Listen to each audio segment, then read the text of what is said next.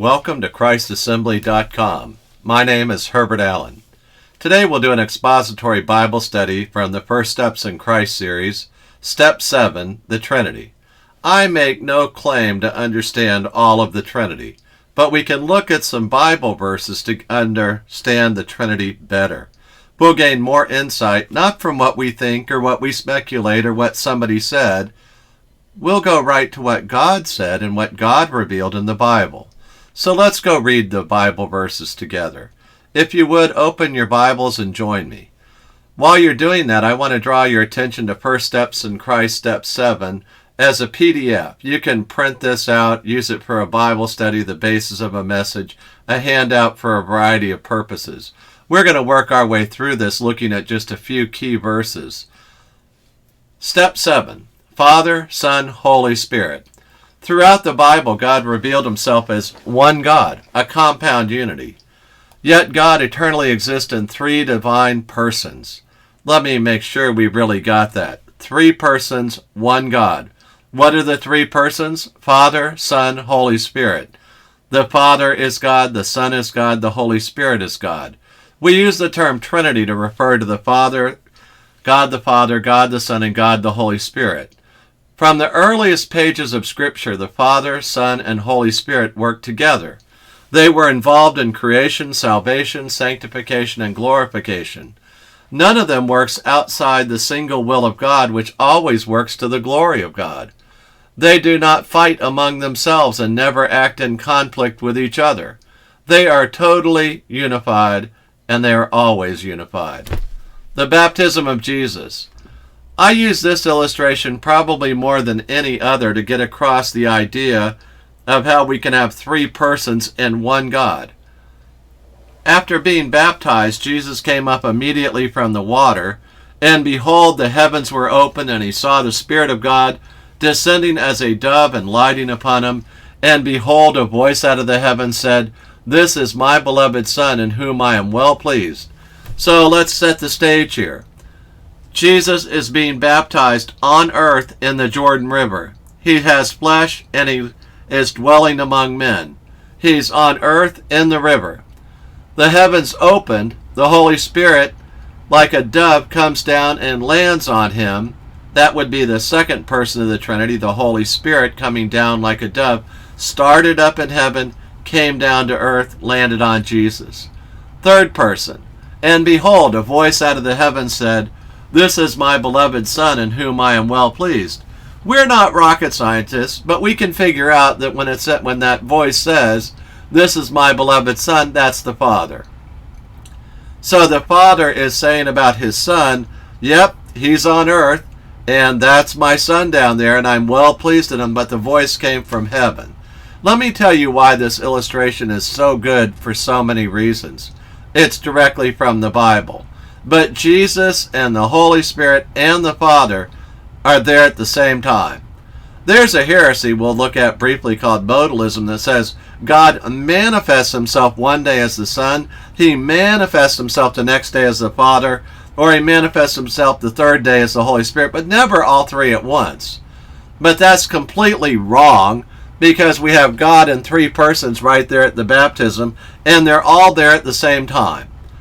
Okay, let's move on to the next verse.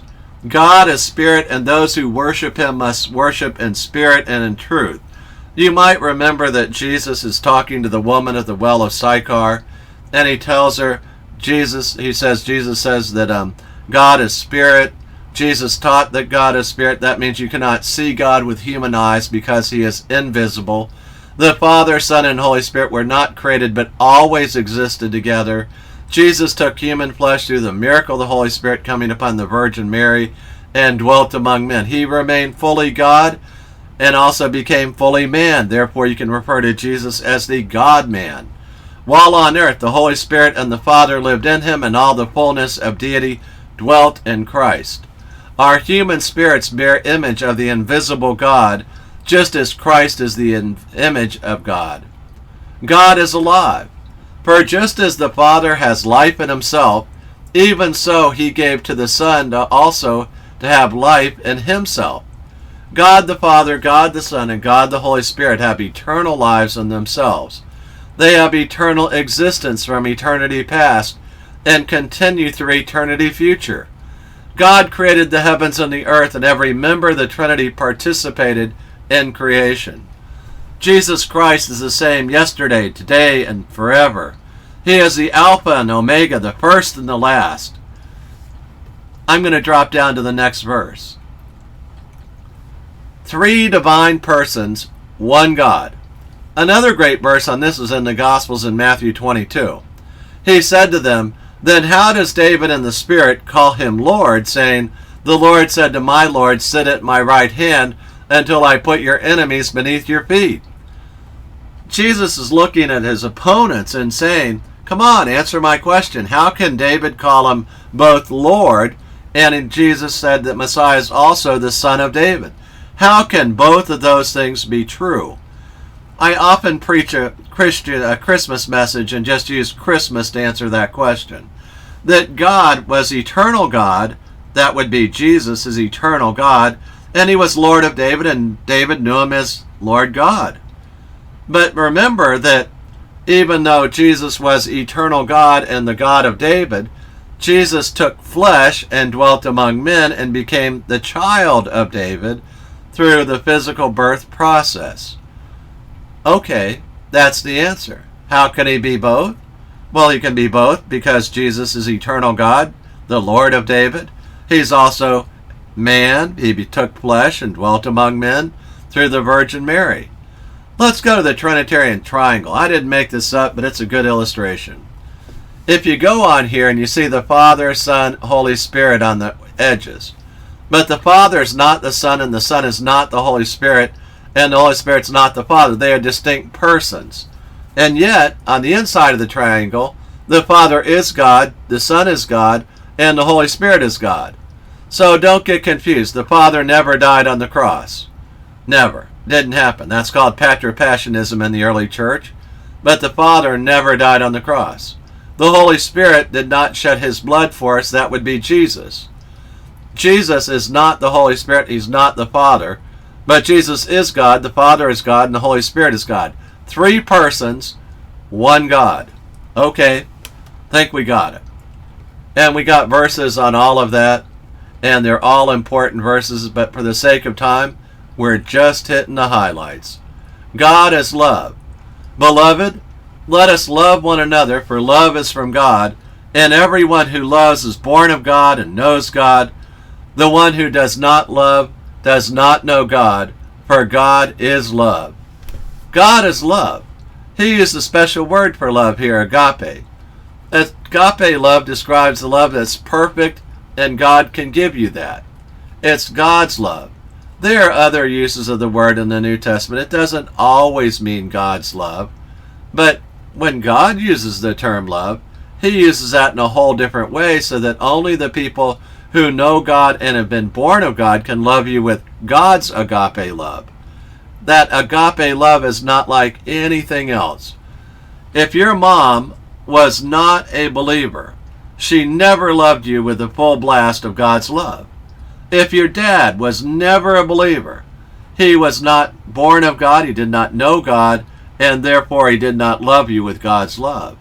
He loved you with great human love, or your mom loved you with great human love, but you really have never been loved like God loves you until you are born again and feel his love and know his love. Let's go over to the modalism heresy for a moment. Often, modalism manifests itself with the word manifest, and they mean that God showed up or appeared as Jesus, and that'd be on the first day. The second day, he came back as the Father. The third day, he came back as the Holy Spirit, but they were never all there on the same day because God can just manifest himself as one of those 3. Well, that's not true because remember the Jordan River. Jesus is standing in the river, the dove comes down, that'd be the Holy Spirit, and the Father's up in heaven talking. I also hear the illustration about water, that water can exist, except at the triple point, as either solid, liquid, or gas. Okay, as long as you understand that there are 3 persons and one God, that illustration works. But if you're saying that he appears as solid one day and gas the next and and then liquid the next day, but it's all just one God, be careful. You want to remember that God is three persons. Remember the Jordan River. Jesus standing in the river. Holy Spirit coming down, Father from up above in heaven, all three at the same time. Don't get confused about that. One God, three persons. Father, Son, Holy Spirit. Let's talk for just a moment about the openness of God heresy. Heresy is something that's not in the Bible. It's the opposite of the Bible, and it's theological error. That's what heresy means. God is spirit, and those who worship him must worship in spirit and in truth. The openness of God heresy holds that God does not know all the future, and he does not control all the future, because humans make choices that affect how the future will unfold. In that sense, the future remains open to change depending upon what humans decide. You can already get the drift. When humans are in charge of everything, you no longer have a Bible God, a God of the Bible and from the Bible who revealed the Bible. You have a human God pretending to be the divine God. The openness of God heresy denies the omniscience of God.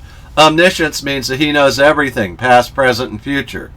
God actually proclaims that he alone knows all things, including all future things. Go read about it in Isaiah.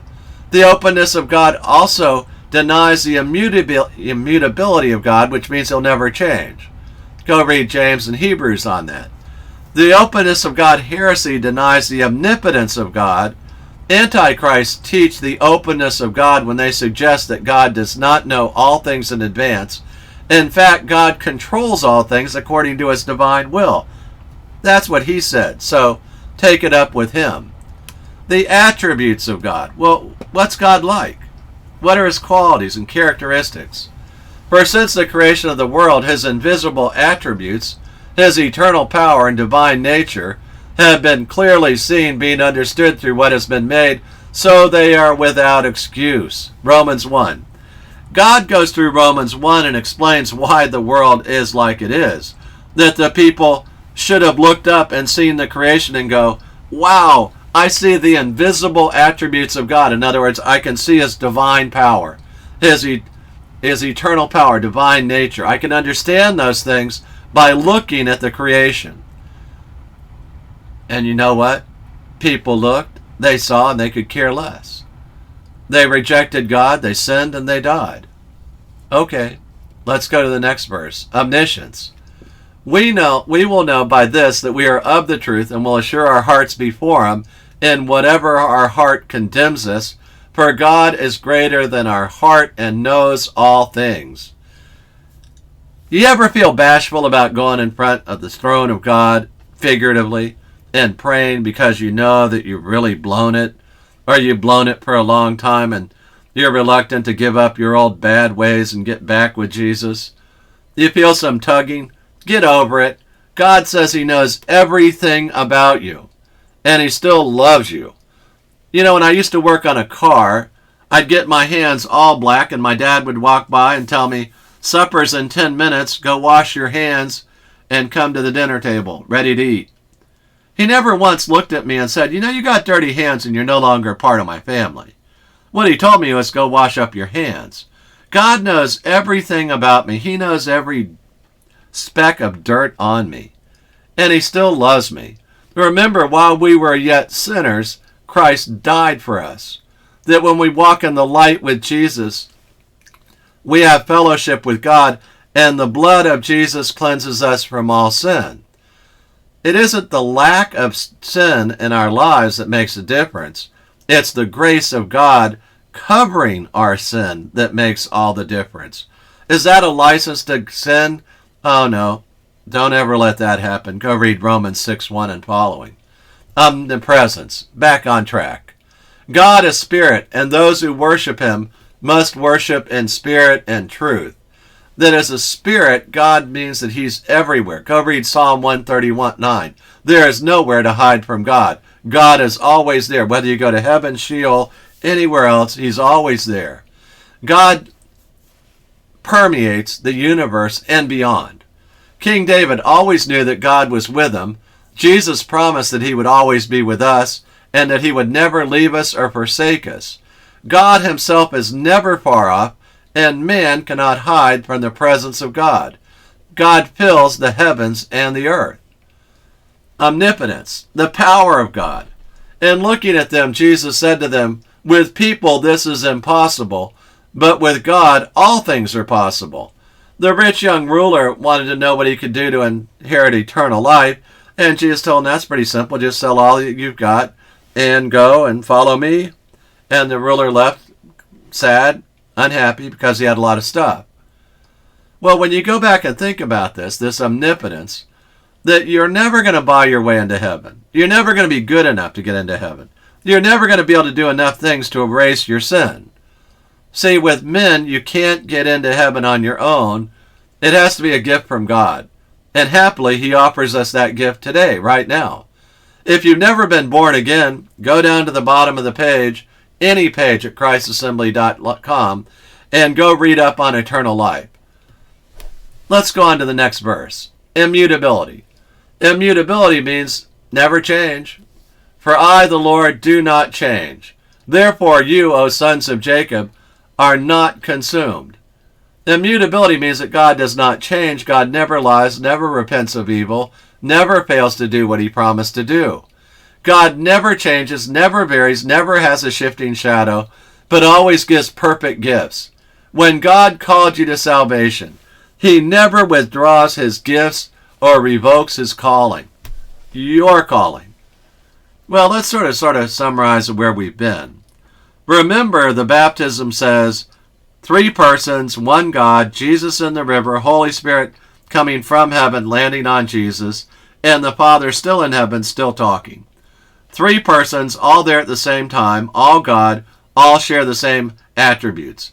Omniscience, omnipresence, omnipotence, immutability. He knows everything, he has all power, he is everywhere, and he never changes. And one of the cool parts of never changes is he loves you every day of your life. Every single day he loves you, and he will keep on loving you forever. What a great God we have. 1 God, 3 persons, always with us, and we can never be outside his presence. Before I pray, what I was talking about is just scroll down to the bottom of the page on christassembly.com and go down to eternal life, read the verses, and take your time and think about this and open your heart to God and believe what he said in the verses and invite Jesus to come into your life, receive the free gift of eternal life, believing that Christ died on the cross for you, and you can confess him as Lord and believe in your heart that God raised him from the dead, and you will be saved today forever. Your sins are all gone, laid on Jesus, gone forever. His blood washed you white as snow, and you'll be clean forever. Let's pray. Father, we thank you that you are the triune God, that you eternally exist as Father, Son, and Holy Spirit. Lord Jesus, we say the same to you, that you are God, that you are our God. And Holy Spirit, you are God too. We'd pray that people would open their Bible and read through this study, read the verses, take the time. Father, we'd pray that people would also use their spiritual gifts to your glory, that they would have a strong foundation in Christ, and they would know all about you. Thank you, Lord God, for being our God. We pray in the name of Jesus. Amen.